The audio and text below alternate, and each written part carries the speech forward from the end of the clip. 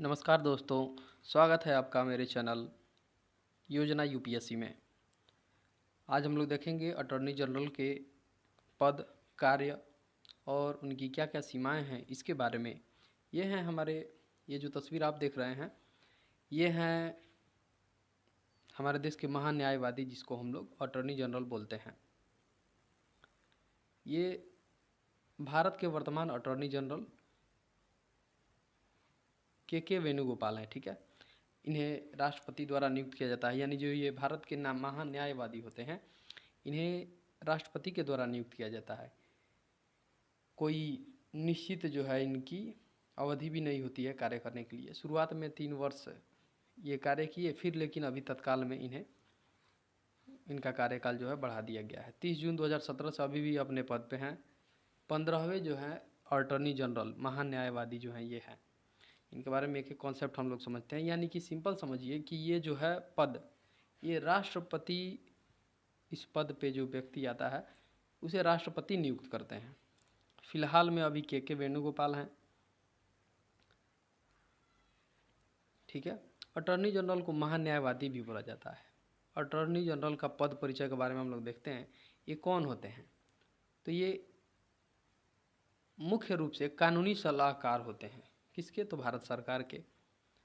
उच्चतम न्यायालय में सरकार का प्रमुख वकील भी ये होते हैं। उच्चतम न्यायालय में यानी कि सरकार की तरफ से कोई बात रखनी है या कहनी है तो ये सरकार का जो पक्ष रखते हैं, वकालत करते हैं। अनुच्छेद 76 के तहत महान न्यायवादी अटॉर्नी जनरल को कौन नियुक्त करता है? तो राष्ट्रपति नियुक्त करते हैं। जिस व्यक्ति में न्यायाधीश किसका? तो सुप्रीम कोर्ट का न्यायाधीश बनने की क्षमता होती है उसे ही इस पद पर नियुक्त किया जाता है, अदरवाइज किसी और को नहीं। अनुच्छेद 76, 76, 88 और 88 यानी कि ये दोनों जो अनुच्छेद हैं महान न्यायवादी से यानी अटॉर्नी जनरल से संबंधित हैं। इन दोनों अनुच्छेद में इससे संबंधित उसमें बातों का जिक्र किया गया है। देश का सर्वोच्च कौन सा होता है? तो कानून अधिकारी होता है। कौन? महान न्यायवादी जो होता है वो देश का सर्वोच्च कानून अधिकारी होता है। दायित्व क्या है इसके? तो कानूनी मामलों में केंद्र को सलाह देता है। उसके साथ साथ राष्ट्रपति जो भी जिम्मेवारी भेजता है उसको वे निभाते हैं, जो महान न्यायवादी होते हैं अटॉर्नी जनरल। कर्तव्य निर्वहन हेतु किसी भी न्यायालय में उपस्थित हो सकते हैं, यानी कि भारत में जितने भी कोर्ट हैं, बिहार में कहीं भी, गुजरात, महाराष्ट्र, कहीं भी जितने भी कोर्ट हैं उन सभी कोर्ट में यदि आवश्यकता पड़ती है तो वे वहाँ पे भी जा सकते हैं सरकार के कानूनी मामलों को देखने के लिए या अपना पक्ष रखने के लिए। उसके साथ उन्हें संसद की कार्रवाई धारा 88 के अनुसार भाग लेने का अधिकार है। संसद की कार्यवाही धारा यानी कि ये धारा है कार्यवाही धारा, संसद की कार्यवाही धारा 88 के अनुसार भाग लेने का अधिकार है। यानी कि किसी भी जो कोई भी कार्यवाही होती है कोर्ट की किसी भी स्टेट में, अभी मैंने बताया, तो उसमें भाग ले सकते हैं। उसके साथ मतदान का जो अधिकार है इन्हें नहीं दिया गया है। मतदान का अधिकार इन्हें होता ही नहीं है। देखिए यहाँ पे हमारे राष्ट्रपति हैं और साथ में कुछ गणमान्य लोग भी यहाँ पे हैं। चीफ जस्टिस रंजन गोगोई जी भी यहाँ पे हैं। तो यहाँ देखिए पद धारण की जो योग्यता होती है वो क्या होती है? सुप्रीम कोर्ट का न्यायाधीश बनने की क्षमता उस व्यक्ति के अंदर होना चाहिए। यदि कोई व्यक्ति महान न्यायवादी बनने जा रहा है तो उसके अंदर किस चीज़ की योग्यता होनी चाहिए? सुप्रीम कोर्ट के न्यायाधीश बनने की क्षमता।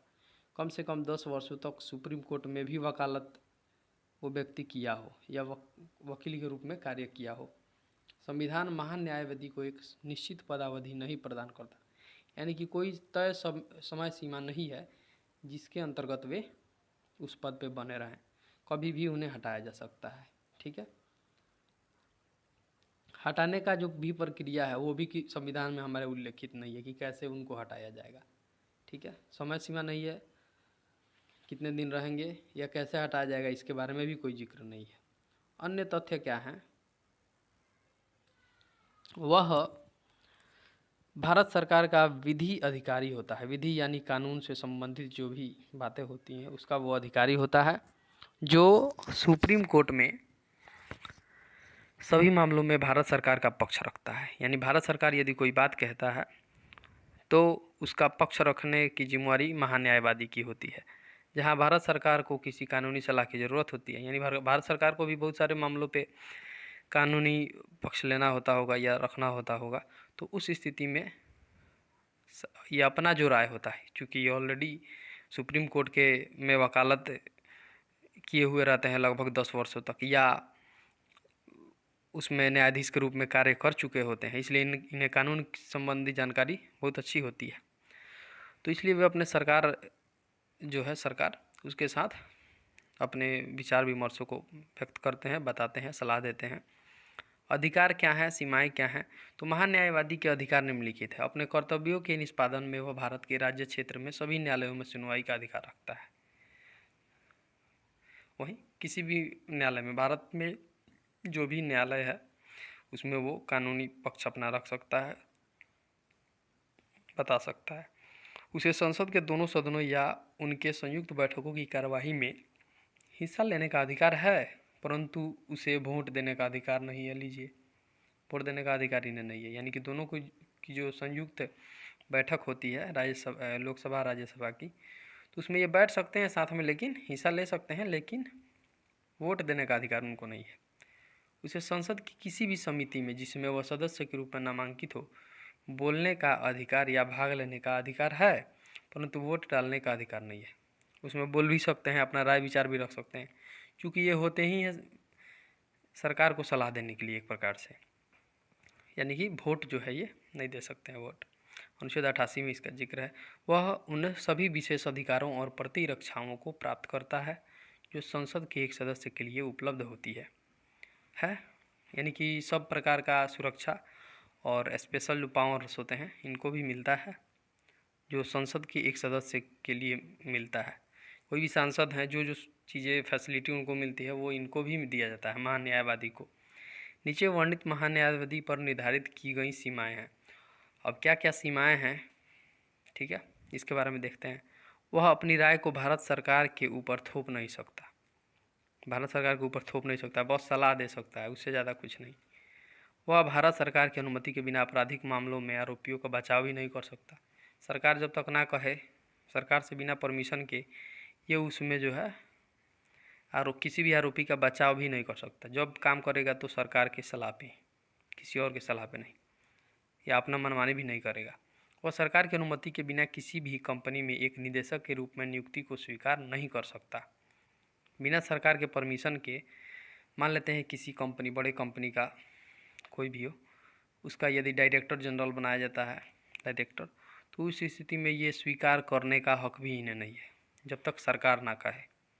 तो ये था महान न्यायवादी के बारे में। इस प्रकार से ही और भी महत्वपूर्ण बिंदुओं पे, बड़े बड़े जो पद हैं उन पे आधारित मैं और भी वीडियोज लाते रहूँगा। तो आप लोग मेरे चैनल को ही सब्सक्राइब कीजिए। और भी महत्वपूर्ण जानकारी, बड़े बड़े जो पावरफुल पोस्ट्स होते हैं उनके बारे में यदि आपको और जानकारी चाहिए तो आप हमारे यूट्यूब चैनल को सब्सक्राइब कीजिए, लाइक कीजिए, शेयर कीजिए। आज के लिए बस इतना ही। धन्यवाद।